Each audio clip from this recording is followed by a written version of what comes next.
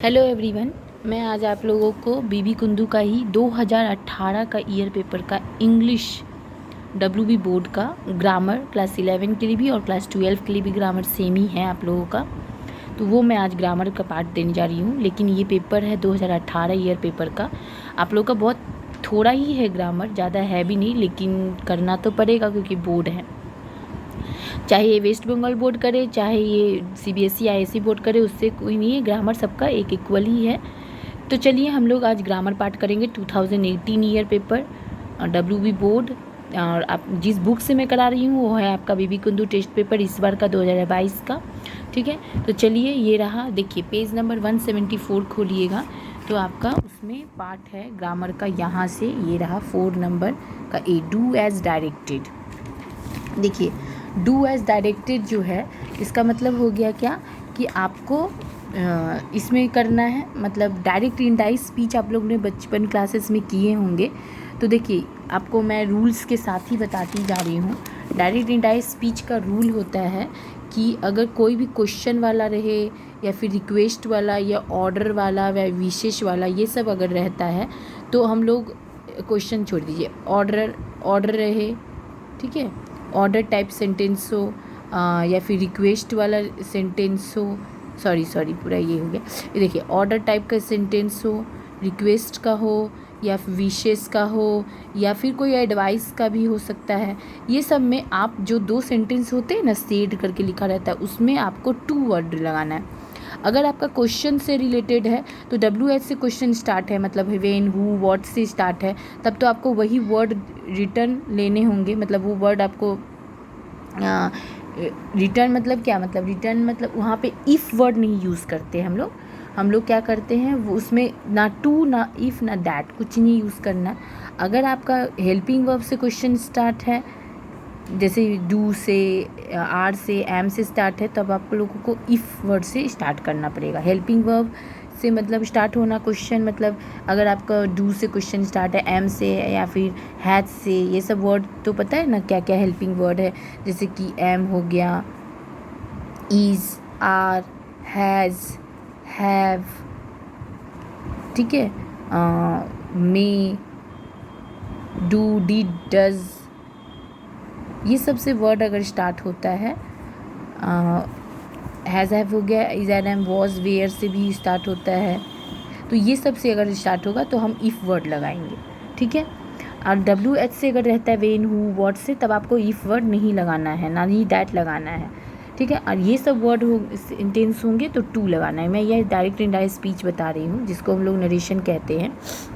देखिए एक क्वेश्चन है आप लोगों का 2018 में, was I bothering you when I turn that corner, मतलब क्या, वॉज से स्टार्ट है, हेल्पिंग वर्ब से स्टार्ट है, ये रहा मैंने हेल्पिंग वर्ब। तो यहाँ पे आपको इफ़ वर्ड लगाना होगा और ये क्वेश्चन है।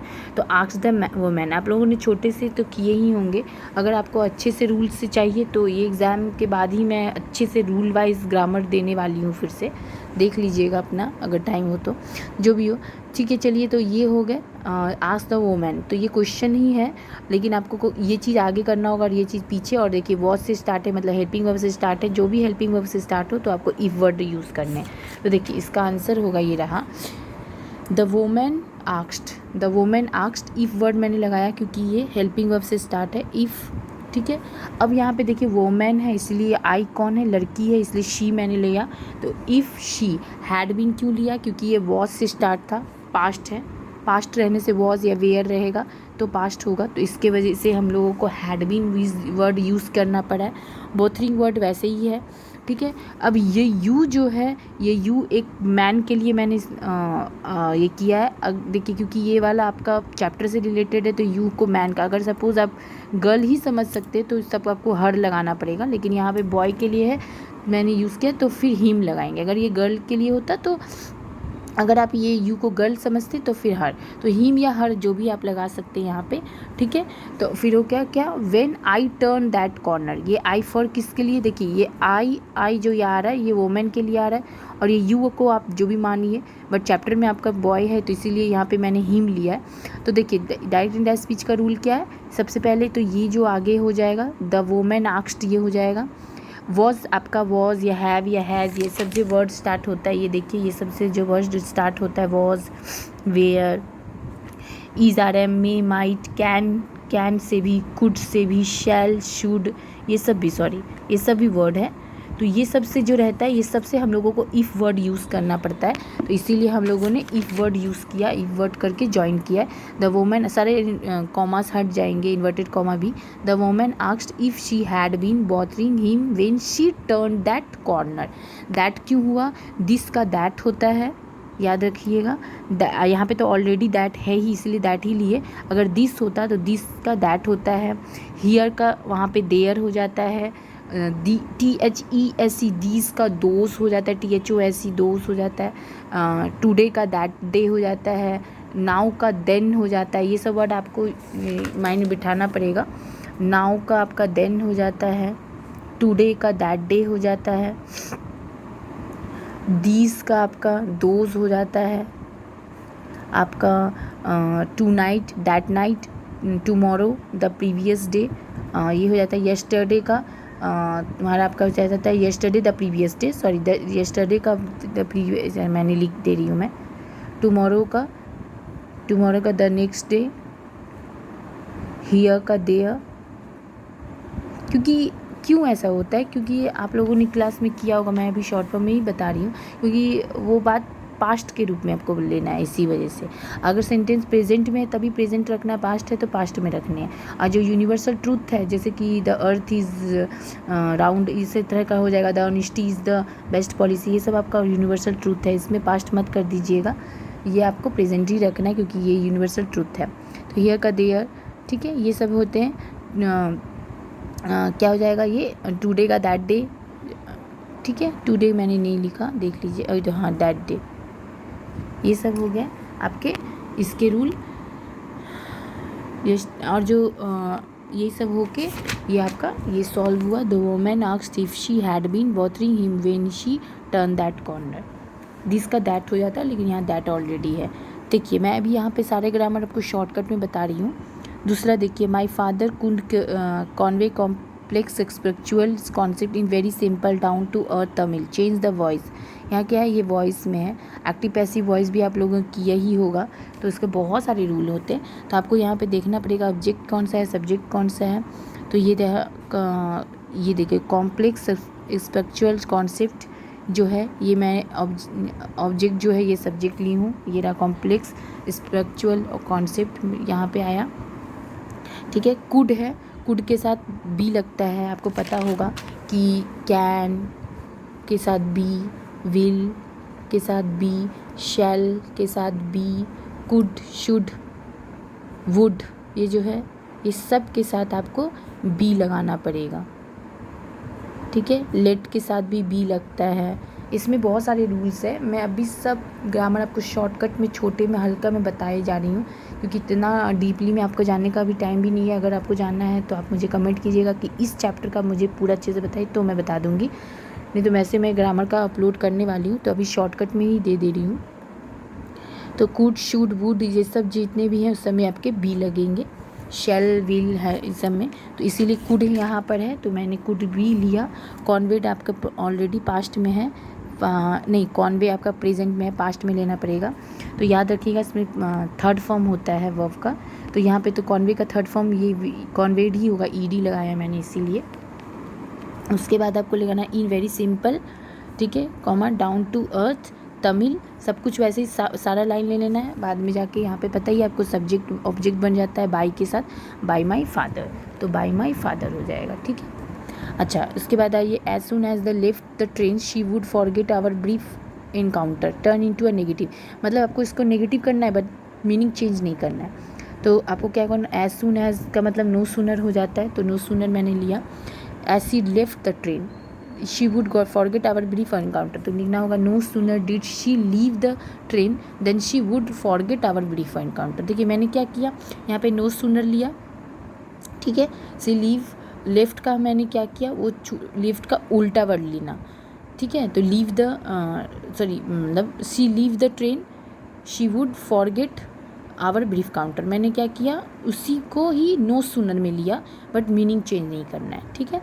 अच्छा, I am the most unhappy man, मैं बहुत ही मतलब बोल रहा है कि बहुत ही दुखी आदमी हूँ, तो इसको पॉजिटिव में आपको करना है। पॉजिटिव में आपको पता है एज वर्ड होना चाहिए, तो क्या हो जाएगा, no man is as unhappy as I M.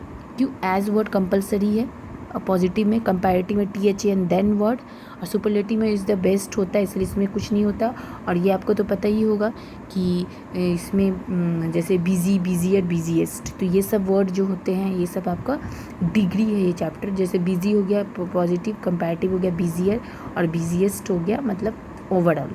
तो ऐसा ही होता है, ये आपका ये सब पता होगा, इसलिए मैं जस्ट आपको हल्का हिंट दिए जा रही हूँ।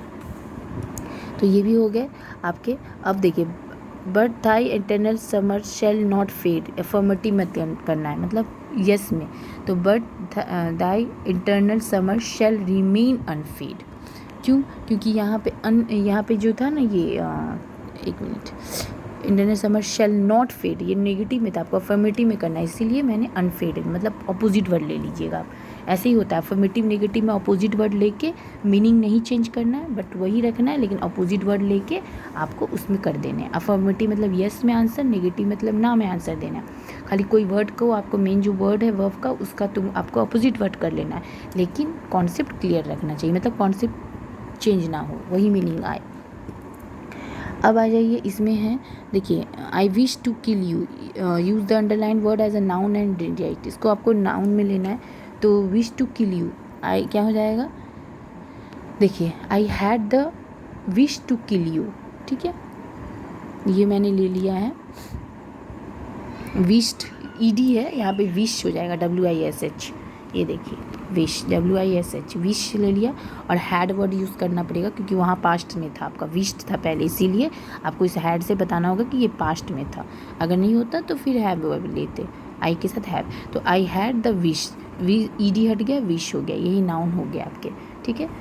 सेंटेंस आपको बदल के करना पड़ेगा, अगर पास्ट है तो पास्ट में रख के। आर्टिकल प्रीपोजिशन तो आपको पता है, the star turn round and saw a, फिर out bearded man come out against the wood. मैंने ऐसे करके नहीं लिखा है, मैंने ये वर्ड्स करके डायरेक्ट लिख लिया है। तो आपको तो प्रीपोजिशन पता ही, article preposition word, article a and the होता है, और बाकी सब इन, ऑन, एट, अबव, ये सब वर्ड आपके प्रीपोजिशन होते हैं। तो ये लिस्ट देख लीजिए, a, out of, against, from, under, ठीक है। हो सकता है इधर उधर होगा, आप देख लीजिएगा, हो सकता है किसी का आंसर किसी में मैच कर लीजिएगा। आर्टिकल प्रिपरेशन बच्चे क्लास से आप करते आ रहे हैं, तो ये हो गया। नेक्स्ट में है आपका, correct the error of replacing the underline word of the right on the form option given. His answer filled me with a strange energy and enthusiasm. Option में क्या होगा, देखिए एंथ्यूजम होगा, एंथ्यूजम, क्योंकि आपको यहाँ पे ऐसा लेना है जो सूटेबल हो, एरर है इसीलिए, तो एंथ्यूजम होगा, ठीक है। ये रहा, मैंने बहुत ही शॉर्टकट में आपको ये ग्रामर बताया है। अगर कोई चैप्टर आपको डिटेल में एकदम अच्छे से जानना है तो आप कमेंट कीजिए कि इस चीज़ का आप डिटेल में पूरा रूल वाइज बताइए, तो मैं रूल वाइज बता दूंगी। अभी मैं जस्ट आप लोगों को ऐसे ही 2018 का ईयर पेपर हल्का शॉर्ट, मैंने 100 में 2% करके कॉन्सेप्ट बताते हुए बताया है। आपको जिस चैप्टर का अच्छे से चाहिए ग्रामर, वो आप अपन कमेंट करिएगा। अगर मेरा वीडियो पसंद आए तो लाइक कीजिए, शेयर कीजिए एंड सब्सक्राइब कीजिए। Thank you.